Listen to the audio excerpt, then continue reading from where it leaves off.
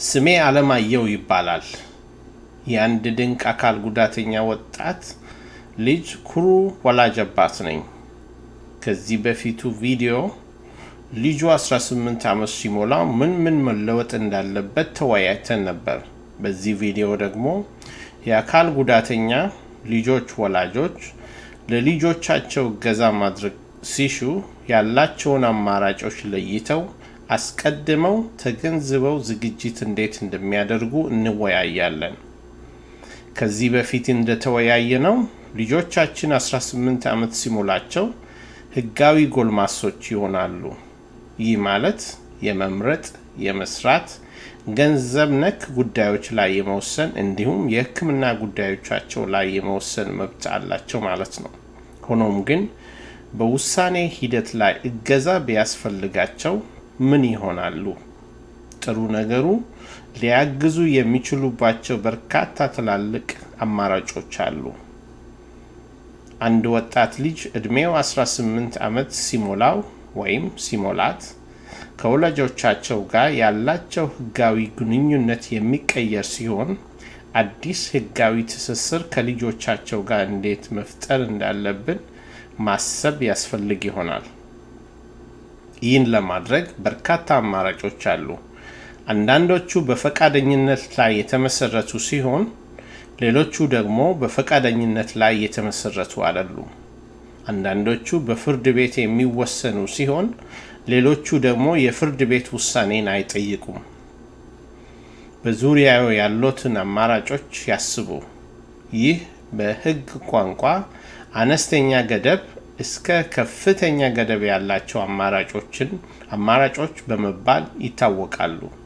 ይህ ማለት በአንዳንድ አማራጮች አንድ ሰው ውሳኔ የመስጠት መብቱን ለሌላ ሰው አሳልፎ ሊሰጥ ይችላል። አንዳንድ አማራጮች ደግሞ ውሳኔ የመስጠት መብትን ይጠብቁና በዙሪያቸው ድጋፍ ማጠናከርን ያበረታታሉ። እስቲ አብዛኛውን ጊዜ የሚዘወተሩ ሁለት አማራጮችን እኔ ሞግዚትነት።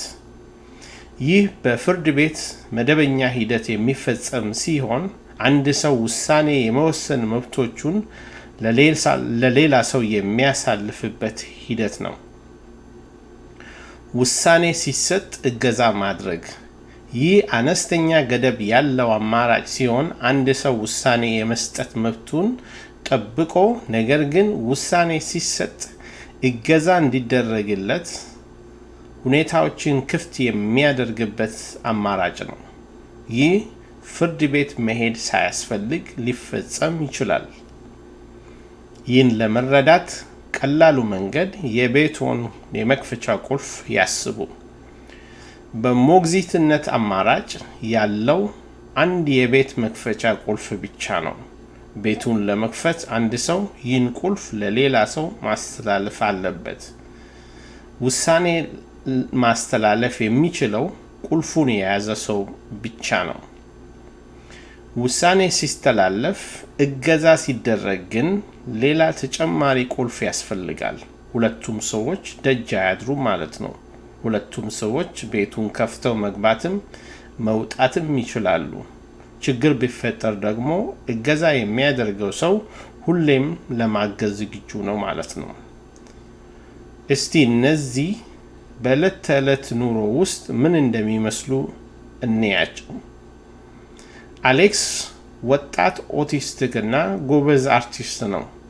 የሽግግር መርሃ ግብሩን ጨርሶ የራሱን አፓርታማ ለመከራየት እያሰበ ሲሆን ወላጆቹ ግን የገንዘብ አያያዙን በተመለከተ አንዳንድ ስጋቶች አላቸው።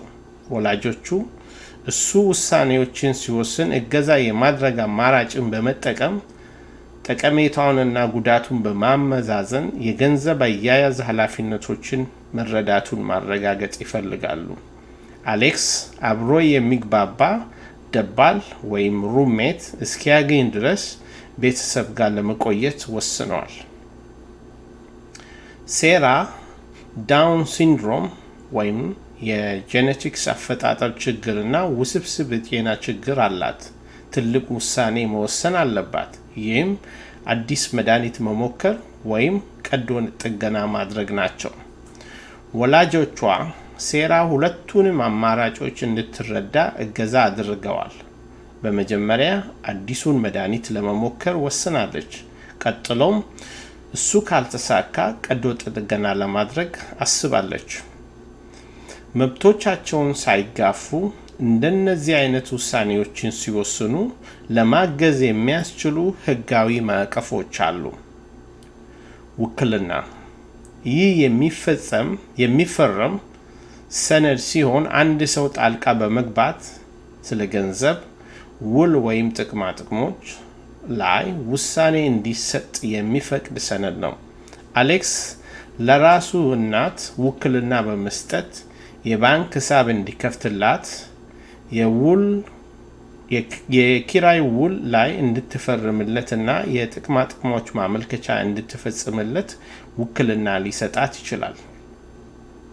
የጤና አጠባበቅ መመሪያ ይህ የጤና አጠባበቅ መመሪያ ሲሆን በራስ መወሰን ካልቻልክ ሌላ ሰው የተሻለ የሕክምና አማራጭ መተግበሩን የሚያረጋግጥበት እቅድ ነው።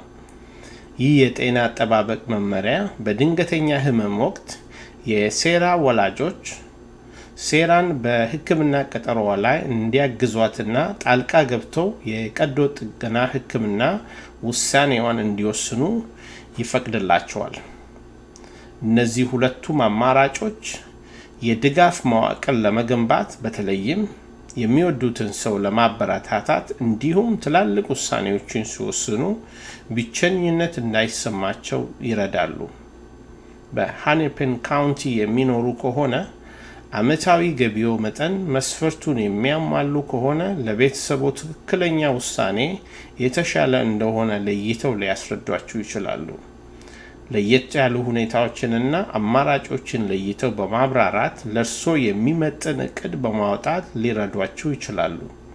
ልጆ ወደ ጎልማሳነት ሲሸጋገር በርካታ ነገሮች ሊሰሙት ይችል ይሆናል። ሆኖም ግን መጨነቅ አይኖርቦትም።